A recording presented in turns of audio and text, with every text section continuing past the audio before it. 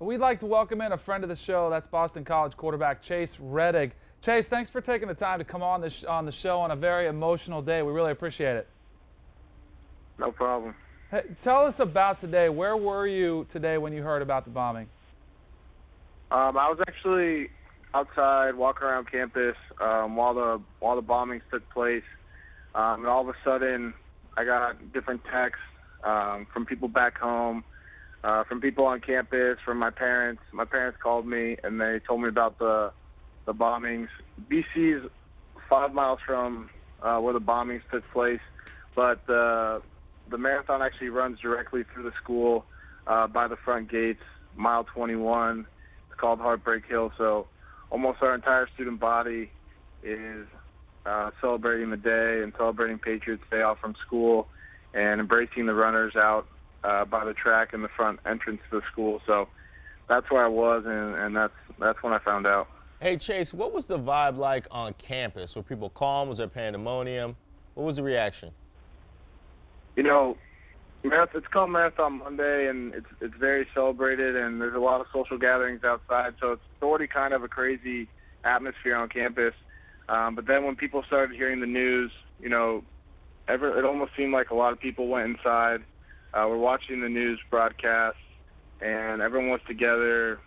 A lot of sense of, you know, on the social media aspect, everyone was, you know, had a lot of prayers out to the people affected in Boston, and it was very sad, you know, and it still is right now, and very shocking to people. So a lot of people from our school are involved in the race. We have over 300 kids that run the race, and it's all for charity, for a cause on campus called our campus school, which helps our educational school fund a project to teach kids with multiple disabilities on campus here. So, you know, it was really shocking, really stunning to our student body, and you know, it's such a day where it's all celebration turned into tragedy all at once, and you know, it was really hard to grasp. It really is such a tragedy. Now, Chase, reports were out that cell service was shut down throughout Boston. Did you ever lose cell service in Chestnut Hill? Not in Chestnut Hill, but I know since we had so many runners in the race, I know there's some difficulties reaching some of them and, you know, asking them if they're okay, because they were in downtown Boston where a lot of the cell service was poor.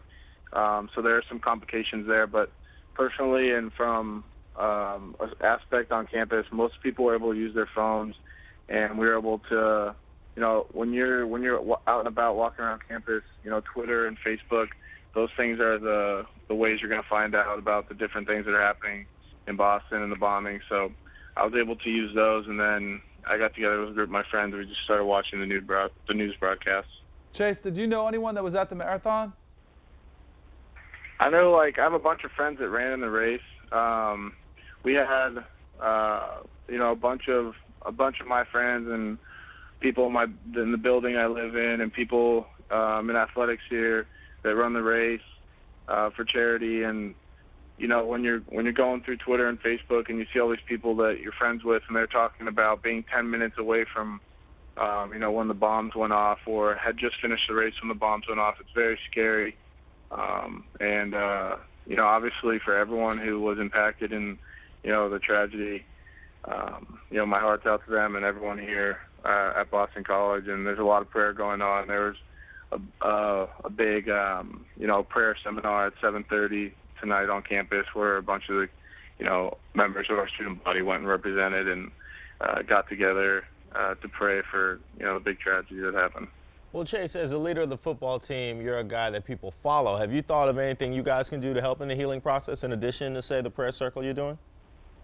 Yeah, definitely. When it all happened, and then when I was able to go and grasp the situation, that's one of the first things I thought of.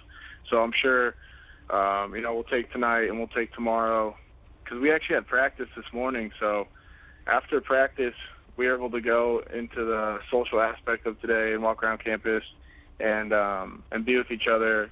And then tomorrow we reconvene. So I'm sure there'll be something in our team meeting where, you know, we're going to find out a way to help the people that were affected by the bombings and the tragedy from today. Chase, thank you so much for taking the time to join us tonight. Our thoughts and prayers will be with you through this recovery process.